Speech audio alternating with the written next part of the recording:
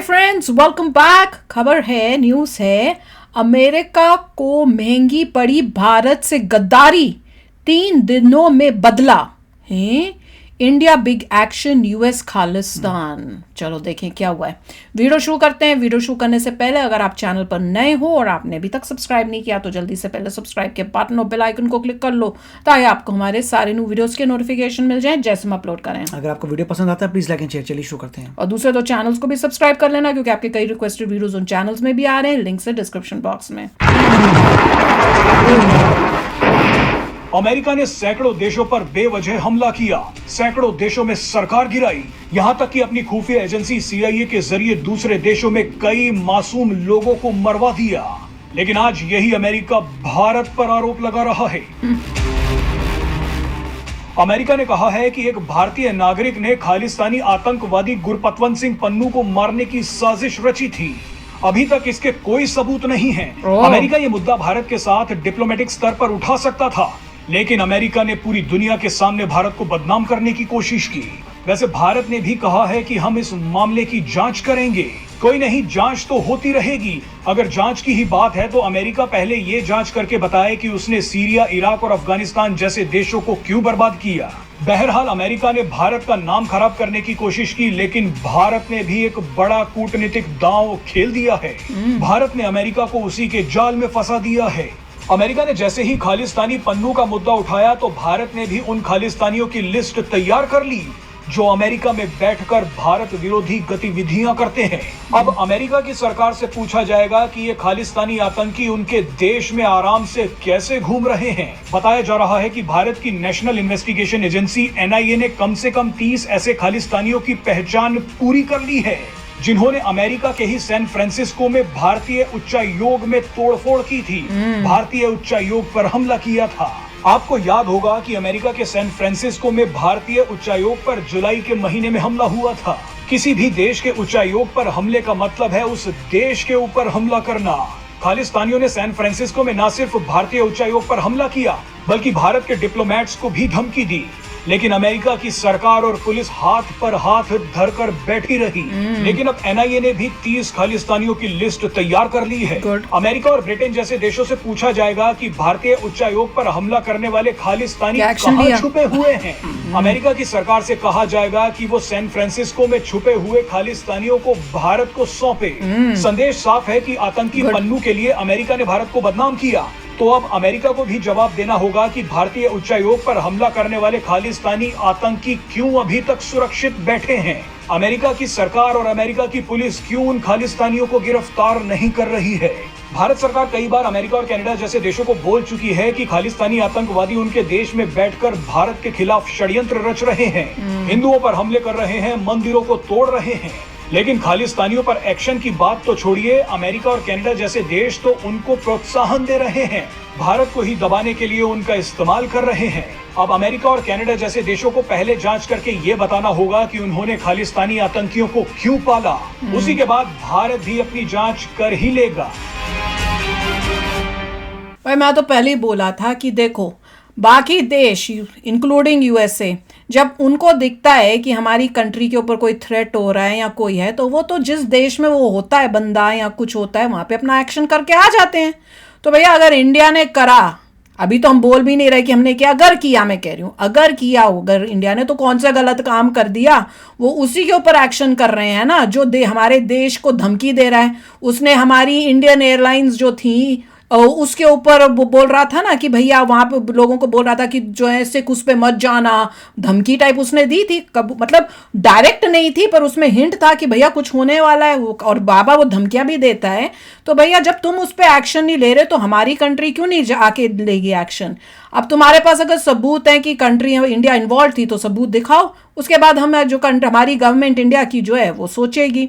अब देखते हैं कि इन्होंने कोई प्रूफ भेजे हैं कि नहीं, पर जवाब तो देना है भैया। तुम लोग जो करते हो खाली इन्हीं को नहीं बताने की जरूरत, बाकी सारे देशों को जो ओवर स्मार्ट बनते हैं इससे उन्हें दिखेगा कि देखो यूएसए को अगर हम बोल सकते हैं जो सबसे ऊपर की कंट्री है, तो बाकी कनाडा किस खेत की मूली हैं।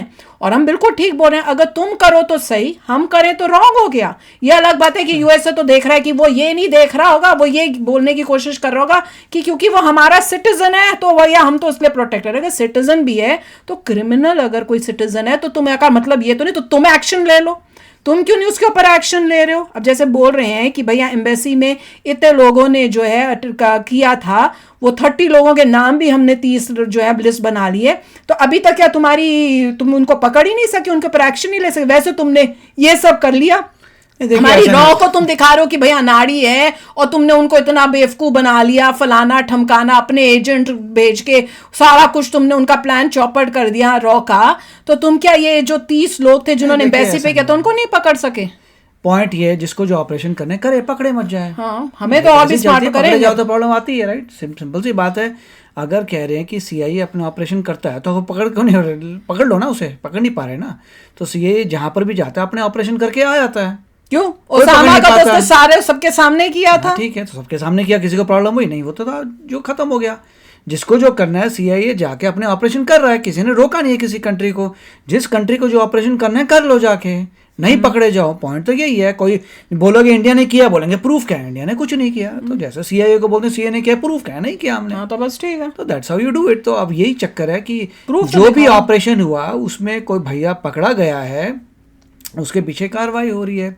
ये बात सही है कि जो लिस्ट बनाई है बहुत अच्छी बात है। लिस्ट बोलिए कि ये लोग हैं, इनके अगेंस्ट करिए, करेगा। यहाँ पे लॉ एंड ऑर्डर स्लो चलेगा, नहीं चलेगा, वो तो दबाव से ही होता है, दबाव से ही होता है। अगर वो अमेरिकन सिटीजन नहीं है तो उनको इंडिया भेजो, क्यों नहीं भेज रहे हो वापस? अमेरिकन सिटीजन है वो, यही तो सारे जो 30 के 30 हैं वो अमेरिकन सिटीजन है। जो नहीं है सो नहीं है, मतलब वो तो बात अलग है। मगर पॉइंट ये 30 के 30 जो भेजे हैं, अगर इंडिया को इंटेल है कि देखो भाई ये इन्होंने कार्य किया था, तो यहाँ पे लॉ एंड ऑर्डर अप्लाई करना चाहिए।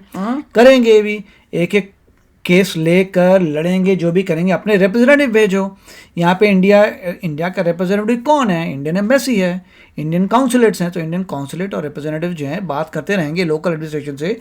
असेंशली जो हमारा काउंसुलेट है सैन फ्रांसिस्को में, वही जो है बात करेगा पुलिस से। हमें भी हमारी गवर्नमेंट पुलिस अपना अपडेट देगा। हमारी गवर्नमेंट को भी अब ज्यादा उस टाइप से कहते हैं ना, सख्त टाइप का वो स्टैंड लेना पड़ेगा। क्योंकि जैसे ही पहले अटैक हुआ था, इतने टाइम तक हम चुप रहे। हमें पहले से इनके ऊपर जोर लगाना चाहिए था कि अमेरिकन गवर्नमेंट के ऊपर भी, भैया तुम एक्शन लो। वो 30 लोग हैं, पहले से ये लिस्ट भेजी जानी चाहिए थी, एक्शन लो, क्यों नहीं ले रहे हो? अब क्योंकि उन्होंने हमारे ऊपर ये किया है तो अब हम उनको बोल रहे हैं। हमें पहले से ही दिखाना चाहिए ना कि भैया जो बात है, तुमको जो ठीक बात है वो तुम करो, उनके ऊपर एक्शन लो। पर ठीक है, अब उनको ये रियलाइज हो जाएगा कि भैया तुमने पंगा लिया इंडिया के साथ। अब भैया अब हम भी तुम्हारे गवर्नमेंट ने पंगा नहीं लिया इंडिया के साथ, जिसने भी लोगों ने पंगा लिया है। लोगों ने कैसे? जो भी गवर्नमेंट नहीं पंगा लिया, गवर्नमेंट ने पकड़ा है और गवर्नमेंट ही बोल रही है ये सब। मैं तो बात कर रहा हूँ 30 लोगों की, जो 30 लोगों ने पंगा क्रिएट किया था काउंसुलेट में। मैं तो अभी की बात, अभी जो है काउंसुलेट के पूरा हक है पता करने का पुलिस वालों से कि भाई स्टेटस क्या है। ये हम तुम्हें और इंटेल देते हैं, ये और इंटेल लो और उसे जाके उनको पकड़ो गवर्नमेंट को। और अगर कोई एक्शन नहीं कर रहा तो काउंसुलेट जो है लॉ सूट भी कर सकता है उनके अगेंस्ट कि तुम कुछ काम क्यों नहीं कर रहे। करेक्टली स्पीकिंग तो यूएस गवर्नमेंट को अपने आप ये एक्शंस लेने चाहिए थे। क्योंकि तुम्हारी कंट्री में अगर कोई लॉ ब्रेक कर रहा है तो तुमने उनको अभी तक पकड़ के उनके ऊपर क्यों नहीं केसेस किए हुए? वो अभी तक खुले क्यों घूम रहे हैं? दबाव अच्छी बात होती है, दबाव देने से ही कुछ काम होता है। अच्छा। मगर ये दबाव आना चाहिए टॉप गवर्नमेंट, इंडिया के टॉप ऑफिशियल से दबाव आना चाहिए। अब वही आ रहा है। अब उन्हें पता चलेगा कि लॉ एंड ऑर्डर से अप्लाई तो होगा। अगर तुम इंडिया के ऊपर उंगली उठाओगे तो फिर अब इंडिया भी तुमको बताएगा हमने कनाडा को नहीं छोड़ा। सबूत दिखाओ भैया, सबूत। और जहां तक सीआईए की बात है, जिसको जो एक्शन लेना है वो कंट्री लेती है और लेना चाहिए। और बंदा इराक का एजेंट भी नहीं है। मेरा कहने का मतलब इंडिया के बारे में, जिसको इंडिया को जो अपना एक्शन लेना होता है वहां पे लेना चाहिए, जैसे सभी स्पाई एजेंसीज करती हैं अपना। हम तो करते रहेंगे, इंडिया को करते रहना चाहिए। जो हमारा है कंट्री की सेफ्टी के लिए, कीप डूइंग भैया। मैं तो टोटली, हर कंट्री करती है। और हमें भी अपने अंदर जो है रॉ को इतना मतलब स्ट्रॉन्ग करके रखना चाहिए कि अगर अब यूएसए वाले कुछ कर रहे हो, अगर इंडिया में करें तो हम उनको भी पकड़ के बताएं भैया ये तुमने किया, ये लो प्रूफ। कनाडा वाला कर रहा हो, ये लो प्रूफ। जो हमारे साथ यूके वाला कर रहा है, ये लो प्रूफ। जो हमारी हेल्प नहीं कर रहे उनका भी हम फिर उसी टाइप से करना चाहिए। हमें बहुत स्ट्रांग होना पड़ेगा। रॉ एजेंट हमारी इतनी स्ट्रांग होनी चाहिए कि भैया किसी को कोई खबर ना हो कि क्या चल रहा है। बहुत इंपॉर्टेंट है। पर देखते हैं अब आगे क्या होता है। अब ये क्या खालिस्तान का प्रॉब्लम अब यूएसए को बोलिए लाओ 30 लोग पकड़ के भेजो में, अब देखते हैं ये लोग क्या करते हैं। चलो अभी शेयर करना अपने थॉट्स, चलते हैं, मिलेंगे नेक्स्ट वीडियो में बहुत ही जल्द। Till then take care and bye bye. तो अगर आप मेरे इस चैनल पे नए हो तो जल्दी से सब्सक्राइब के बटन को हिट करो और बेल आइकन को क्लिक करो ताकि आपको मेरा जब नया वीडियो मैं लगाऊं आपको उसके बारे में जल्दी से पता चल जाए।